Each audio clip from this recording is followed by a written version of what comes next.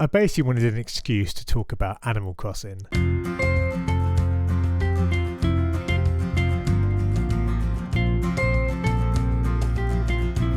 Hi guys, welcome to the very first episode of Phil's Corner. Believe it or not, my name is Phil, and this is quite literally a corner of my house. And this channel, Phil's Corner, is all about football shirts. Thank you so much for taking the time to watch this video. Please subscribe and like and comment on the video. It would mean a ton to me.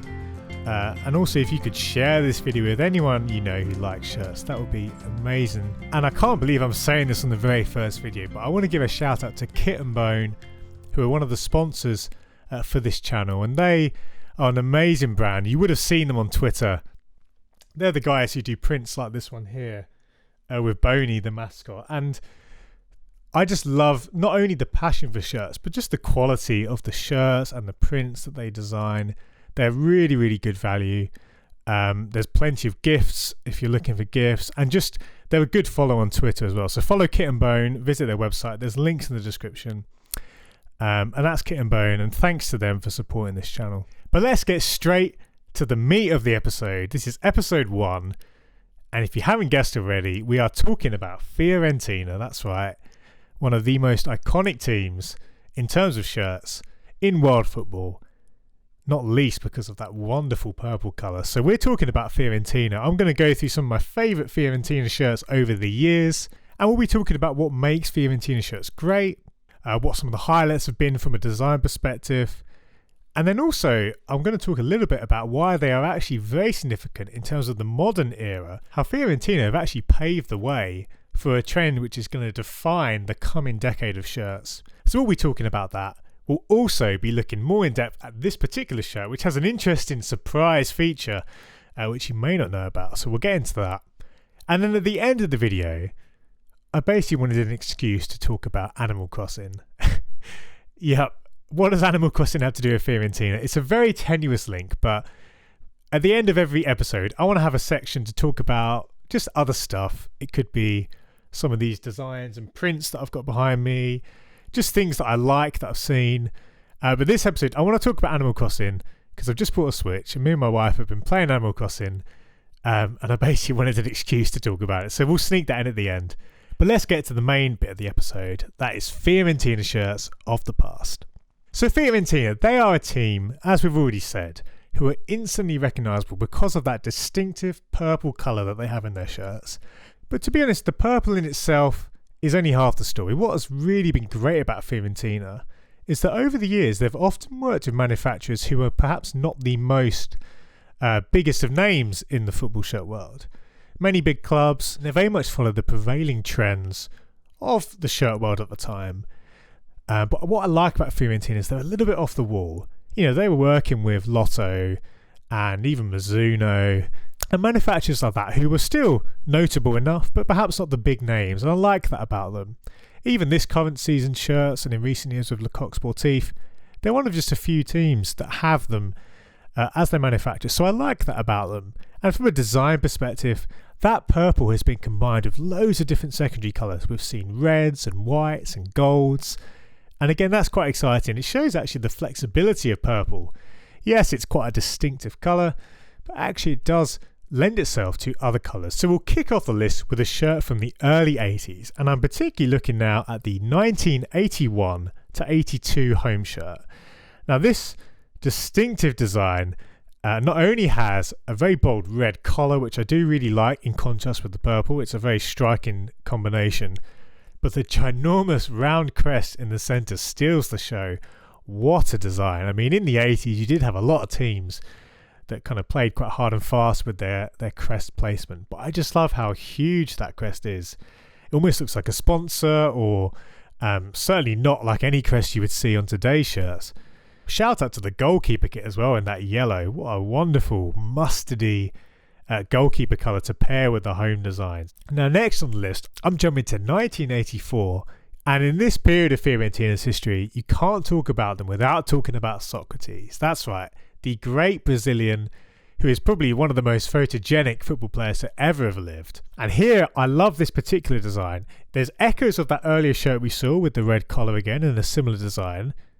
And you'll also notice the manufacturer logo of NR or NR.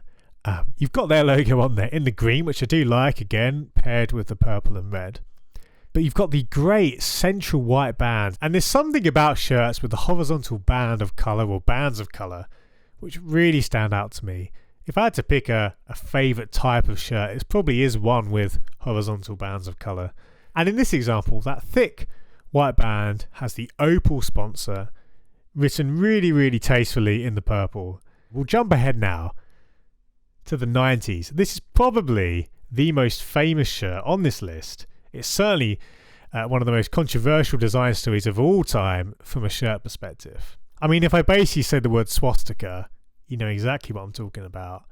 And if you don't, then stick around for the next 30 seconds, because this is a Fiorentina shirt which came out and was worn in a few games by the likes of Gabriel Batistuta. But quite famously, that design was actually pulled because someone actually realised that if you zoomed in on the pattern, you could see several swastikas across the top of the shirt, and it was enough for it to be pulled. And of course, that shirt has now gained cult status. And this shirt also has a great sponsor. It has the 7-Up sponsor. Naturally, we now have to jump to the Nintendo era. It's ridiculous that a team like Fiorentina got to enjoy all those great 80s shirts. They had the early 7-Up years, and now they're getting shirts from Fila. Again, another manufacturer like we talked about before, who weren't the biggest in the game, but boy did they do some good shirts in the late 90s with Fiorentina. And actually, I'm going to pick out a shirt which is perhaps the sort of slightly lesser celebrated brother of the bunch, if you like, because I'm going to go to the 97-98 home shirt. It's the Nintendo shirt, which has a distinctive gold trim design on the edge of the collar and on the sleeves. During the 80s shirts, it was the red that really supported the purple in a big way. Then we got the white coming through a lot in the 90s. But now in this shirt, there's a little bit of gold and it looks superb. But of course, with the Nintendo sponsor, it just goes to 11. Now, I've talked about a couple of shirts already in the 80s and the 90s. And I'm only going to pick one shirt from the noughties and the 10s. When I was looking back, the 2008 2009 design really stood out to me. Now, this is a design which almost looks like it could be a Kappa shirt. I think if it was a bit tighter, there's shades of that amazing Kappa Combat series of shirts that we saw at the turn of the millennium. But I like this shirt, and I think Lotto really nailed that. They nailed that slightly cleaner aesthetic.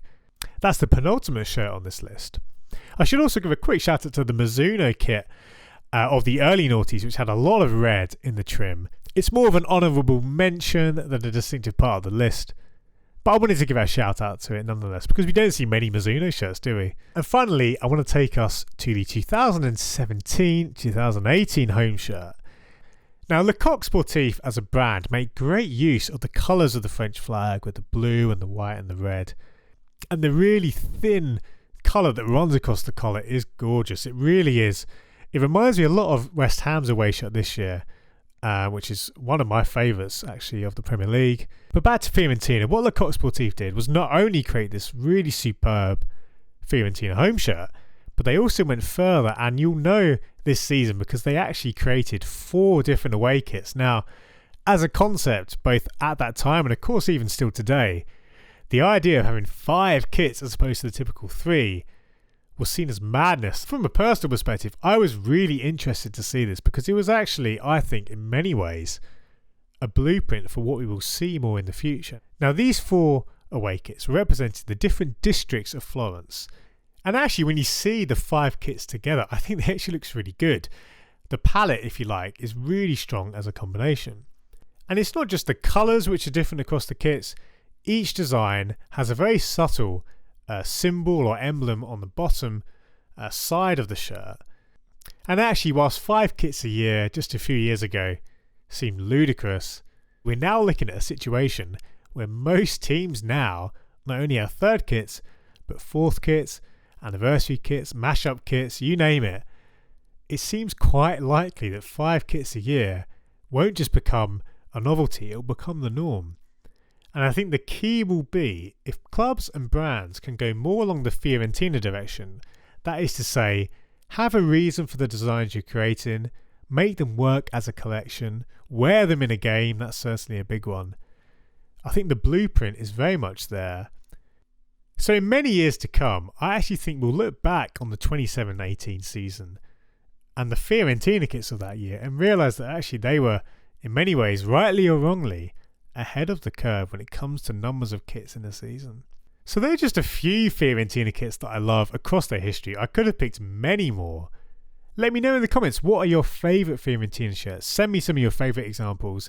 But we've talked about ones of the past. Let's get to this particular shirt. Let's talk about this shirt, which is the 91-92 home shirt, but with a 7-Up sponsor. Now, what's strange about that? Well, the 91-92 shirt didn't typically have the 7-Up sponsor, and if you look at pictures, there was actually an Italian toy manufacturer. So what is the deal with this sponsor? You'll notice just the sheer size. I mean, look at that. Just look at how big the 7-Up sponsor is. Why is it so big?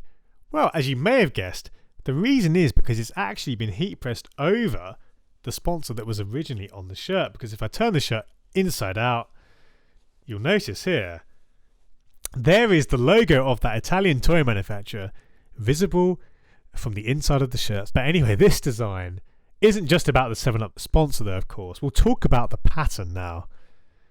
Now this Lotto design is very typical of the 90s as an example of the manufacturer using their brand logo to great effect.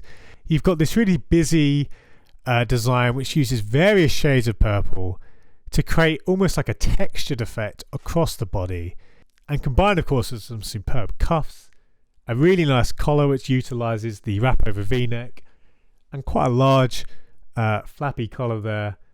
And I mean, just the fact it's in long sleeves as well, that's something which is something of a lost art. But there we have it. That is the Fiorentina 91-92 shirt with a twist, with the 7-Up sponsor.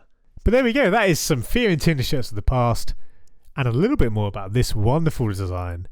Just before we go, I said I'd talk about Animal Crossing, didn't I? And I still want to talk about Animal Crossing because we talked about Nintendo, didn't we? And how could I not talk about Nintendo earlier without mentioning Animal Crossing? Because of course this is a strange time at the moment and many of us are really enjoying simple pleasures in life which you can still get whilst being stuck in at home. And one of those for me is games. For me it's always been a huge part of my interest growing up. Growing up, it was all about Age of Empires for me. It's probably the best video game franchise in my eyes. And of course, it's still going now. There's been a recent remaster, which is incredible.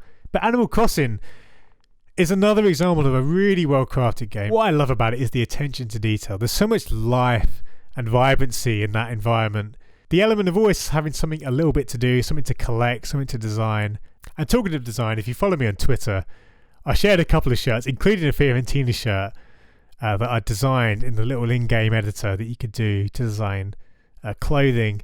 And I was inundated with replies of different designs, some incredible kits. I mean, someone designed the current Japan kit in Animal Crossing, and it looked amazing. It's a simple pixel editor, but people were creating all sorts of crazy designs. I just love that. It really highlighted what is so great about the game.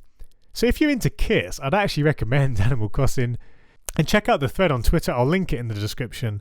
But that is it. Thank you so much for watching episode 1 of Phil's Corner. Once again, please like and comment on this video and subscribe to the channel. It would mean the world to have your support. And finally, what I want to do for future episodes is have a bit of a sort of question and answer section at the beginning of the video. So if you have any questions, it could be about something to do with Fiorentina, it could be about anything behind me. Comment below with a question and I will answer as many as I can at the start of the next video. Thanks once again for watching. I'll see you soon.